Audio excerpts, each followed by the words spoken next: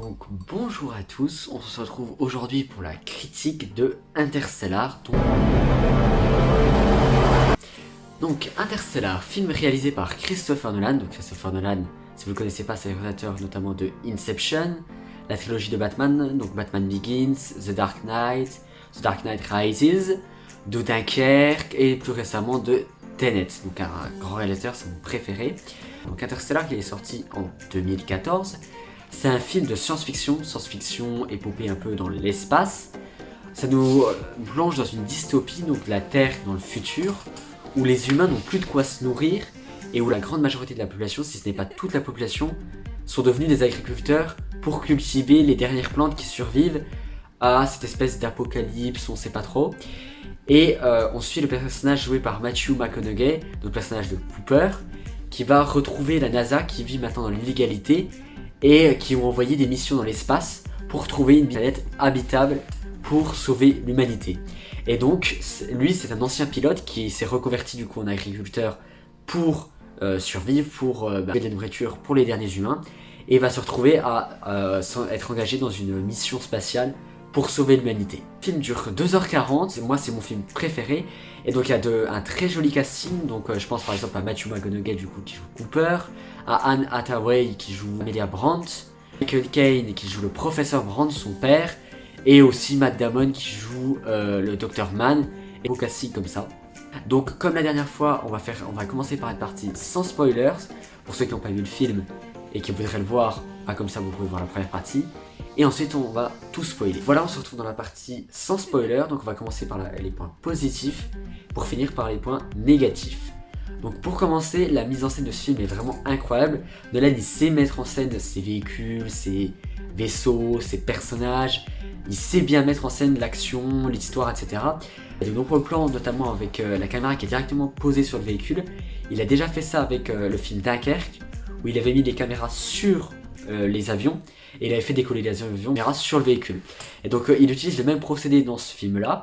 Il a très bien filmé le vaisseau spatial tout petit face à l'immensité de la planète derrière et de l'immensité de l'espace, etc. Donc vraiment très joli. Parlant de ça, les effets spéciaux c'est pareil, c'est des effets spéciaux très bien réalisés, ce qui nous donne des plans dans le film très mémorables. Donc on finit le film, on a vraiment encore les plans en tête, mais vraiment incroyable visuellement avec les effets spéciaux, la mise en scène de Nolan, etc. Ça rend vraiment un tout vraiment très beau. Mémorable, je vais y revenir en partie spoiler, mais il y a sur les planètes, etc. il y a vraiment des plans sublimes. Ensuite, concernant l'histoire, donc on a une très bonne histoire, de nombreuses scènes très touchantes et des personnages très bien développés, donc on arrive à s'attacher aux personnages.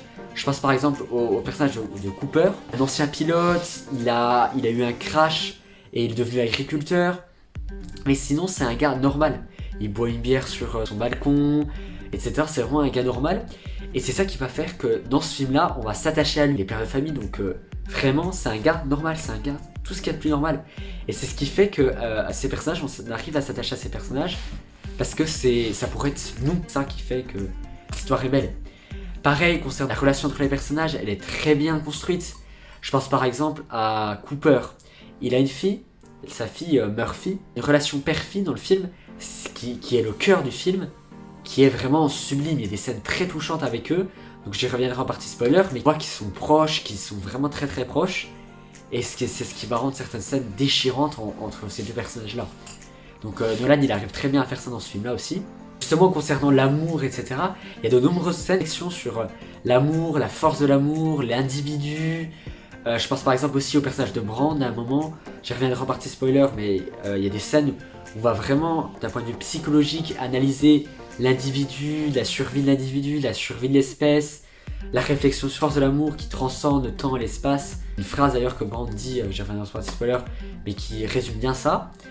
Donc ça donne tout ça, tout cet ensemble donne vraiment un film qui est vraiment complet. Sinon, c'est un film très sérieux, très touchant, même dramatique par moments, mais il y a quand même des petites touches d'humour très bien gérées de la part de Nolan. Les robots TARS qui ajoutent une touche d'humour vraiment bien gérée, qui est très drôle, on rigole vraiment.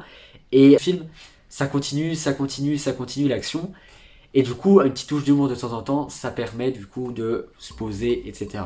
Sinon, en autre point positif et en dernier point positif, notez aussi l'aspect scientifique qui est vraiment bien géré dans ce film. Donc en fait, il parle de l'espace, des trous noirs, des trous de verre, etc. Et il nous explique un peu le principe, très simplement, le principe des trous de verre, etc. Et j'ai trouvé ça très intéressant, en tout cas moi qui aime bien ça, me permet de bien comprendre des éléments physiques qui nous entourent. Maintenant, on va passer dans la partie avec les points négatifs. Donc dans les points négatifs, j'ai relevé notamment du coup les explications scientifiques qui parfois sont peut-être un peu trop complexes. Pour quelqu'un qui aimerait pas forcément la physique, c'est vrai que ça paraît un peu complexe, même si franchement il n'y a pas beaucoup de scènes comme ça. Mais c'est vrai que ça peut paraître tout de suite vite long. À part ça, j'ai noté aussi quelques points un peu prévisibles au début du film, où dès le début du film, on peut prévoir ce qui se passe. Et du coup, ce qui semblerait être ce qu'on appelle un cliffhanger, donc un élément, une surprise finale, et ben elle n'est pas vraiment une surprise finale puisqu'on l'a un peu deviné au début. Mais c'est vraiment pas dérangeant. Donc, pour conclure sur cette partie sans spoiler, parce que j'en ai terminé, donc c'est un très bon film de science-fiction, moi c'est mon préféré comme je l'avais dit. Les 2h40 de film se passent très bien, donc je veux dire qu'il n'y a pas de longueur ni rien. Il y a quelques moments que j'aurais peut-être enlevé, mais vraiment 95% du film c'est incroyable. Donc ne vous inquiétez pas sur ça. Vous allez rester accroché pendant les 2h40 de film sans aucun problème. Je conseille complètement ce film, c'est pour moi le meilleur Nolan et le meilleur film de science-fiction depuis tout le temps.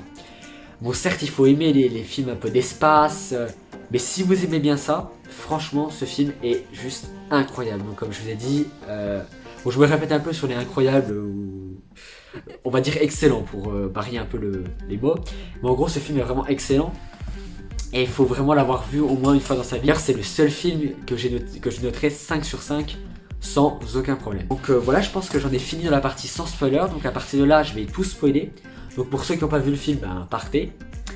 Et du coup, pour ceux qui partent déjà, je vous invite à regarder, je vais le mettre en petit, je pense, la dernière vidéo que j'ai faite. Donc c'était la vidéo critique sur The Suicide Squad.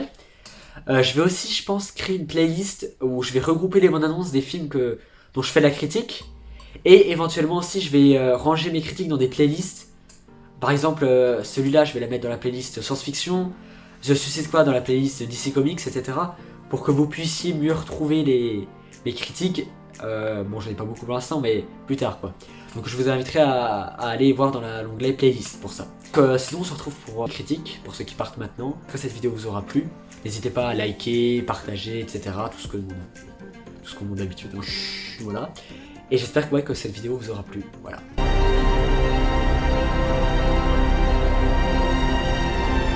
Donc là maintenant on est dans la partie spoilers. Donc ceux qui n'ont pas vu le film, ils sont en train de partir. Là vous voyez tout le film. Donc si vous n'avez pas vu, libre à vous de rester, mais je vous conseille de partir. Je vais commencer par les points positifs et ensuite les points négatifs, comme la partie sans spoiler, je vais faire le même principe. Donc pour commencer, donc on va commencer direct, comme ça c'est fait. Pour commencer du coup, dans la partie sans spoilers, je parlais des plans mémorables. Donc en effet, je pense par exemple au visuel des trous noirs, parce qu'en fait ils vont traverser un trou de verre pour arriver dans une galaxie où il y a 3 planètes. 3 planètes où ils ont préalablement envoyé 3 scientifiques. 3 scientifiques qui étaient là pour visiter les planètes, les découvrir et envoyer des infos à la Terre pour dire si cette planète est potentiellement habitable ou pas. Et ensuite une autre mission, donc la mission là du coup qu'on suit avec Cooper, Amelia Brandt, etc. qui viendrait les récupérer et amener du matériel en plus. Enfin bref voilà, pour vous remettre un peu dans le contexte du film. Et donc en fait dans les visuels qui sont très jolis au niveau effets spéciaux, etc. Je pense par exemple au trou de verre d'abord, où ils vont rentrer dans le trou de verre. Et tout l'intérieur du trou de verre en fait c'est super beau en fait. Et quand on arrive dans cette galaxie, le centre de cette galaxie c'est un trou noir, un énorme trou noir. Et en fait ce plan de trou noir qu'on voit plusieurs fois, il est juste sublime parce que les effets spéciaux sont super bien faits.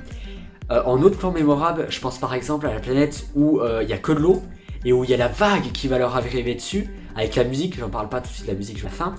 Mais ça rend ces plans-là tout simplement iconiques quasiment. Quasiment c'est iconique. À la fin aussi, dans ce qu'on appelle le Tesseract, quand il rentre à l'intérieur du trou noir, c'est tout des effets spéciaux, ça te casse un peu le crâne. Mais c'est tellement bien réalisé, admiratif du travail réalisé au niveau du visuel. Sinon, je parlais de personnages très bien développés.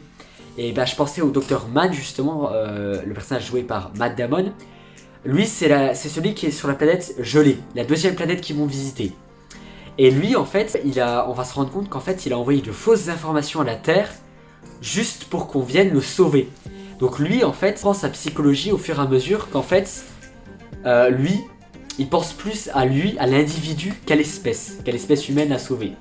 Et c'est ce qui va m'amener sur le troisième point que j'aborde, c'est la réflexion sur l'amour et sur l'individu. Donc ça représente bien, cet exemple-là aussi peut être pris pour la réflexion sur l'individu. Et sur la réflexion sur l'amour, le personnage de Brand, à un moment, elle dit « L'amour transcende les dimensions du temps et de l'espace en gros. » On a passé trop de temps à essayer de régler tout ça au moyen de théories.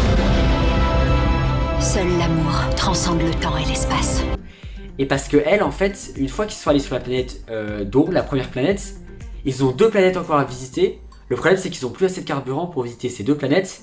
Ils sont obligés de faire un choix. Il y a Brandt, donc à Hathaway, elle paye aux autres d'aller sur la planète plutôt du Dr Edmunds, donc la planète gelée du Dr Mann. Sauf que personne n'écoute et ils vont aller sur la planète du Dr Mann. Au final, comme je vous l'ai dit avant, Dr Mann, c'était pas le bon. Et à la fin, en fait, on va se rendre compte que le bon, c'était vraiment Edmunds. Et elle était amoureuse d'Edmunds. Et en fait, c'est ça, c'est toute une réflexion sur l'amour. Est-ce qu'il faudrait pas, de temps en temps, écouter l'amour? Est-ce que c'était pas... là, c'était le bon choix d'écouter l'amour. Donc c'est vraiment toute une réflexion comme ça sur l'amour. Moi, j'aime bien cette réflexion, en fait, sur l'amour. Bon, je parlais des relations entre les personnages super bien construites. Donc j'avais donné comme exemple le personnage de Cooper avec Murphy, donc père-fille. Et ben, je pensais à la scène justement à la fin dans le Tesseract, dans le trou noir, où en fait, Cooper, il est comme relié à sa fille à travers le temps. Il arrive à lui transmettre un message à travers le temps. C'est un peu bizarre à expliquer, c'est pour ça qu'il faut vraiment voir le film, parce que c'est compliqué à expliquer, mais en gros, ils vont réussir à sauver l'humanité grâce à l'amour, à la relation entre père-fille, entre Cooper et Murphy. Scène qui est vraiment très touchante pour le coup, et qui vraiment moi, j'étais en train de pleurer, j'étais en train de pleurer devant le film. C'est la scène justement après être allé sur la planète d'eau. Il y a une histoire avec le temps, où le temps se passe pas pareil sur cette planète-là que sur Terre.